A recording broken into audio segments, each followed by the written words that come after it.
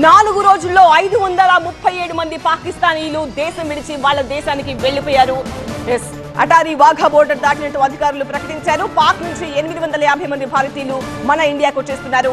ఈ రోజు రేపు మరికొంతమంది వచ్చే అవకాశం ఉంది. ప్రతి రాష్ట్రంలో పాకిస్తానీయులను ప్రభుత్వాలు గుర్తించి వెనక్కి పంపించేస్తున్నాయి. ఢిల్లీలో 5000 మంది, మహారాష్ట్రలో 5000కు పైగా పాకిస్తానీయులు ఉన్నారు.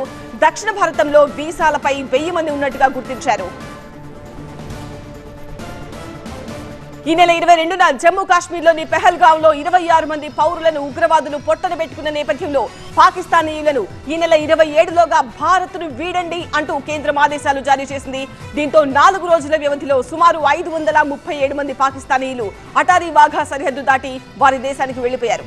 వీరిలో 9 మంది దౌత్యవేత్తలు, అధికారులు కూడా ఉన్నారు. 14 రకాల వీసాలు కలిగిన పాక్ పౌరులంతా భారత్ను వీడి వెళ్లాలంటూ మన దేశం విధించిన గడువు నిన్నటితోనే ముగిసింది. మరోవైపు 14 మంది దౌత్యవేత్తలు, అధికారులు సహా 850 మంది భారతీయులు పాకిస్తాన్ నుంచి మన దేశానికి చేరుకున్నారు. ఈ క్రమంలో ఈ నెల 27న 237 మంది, 26న 81 మంది, 25న 191 మంది, 24న 28 మంది పాక్ జాతీయులు అటారీ వాఘా బోర్డర్ దాటి వెళ్లిపోయారు.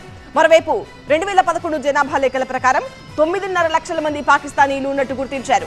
ఇప్పుడు ఆ సంఖ్య 10 లక్షలు ఉండొచ్చంటున్నారు. వీరిలో చాలా మంది దీర్ఘకాలిక వీసాలపై ఉంటున్నారు.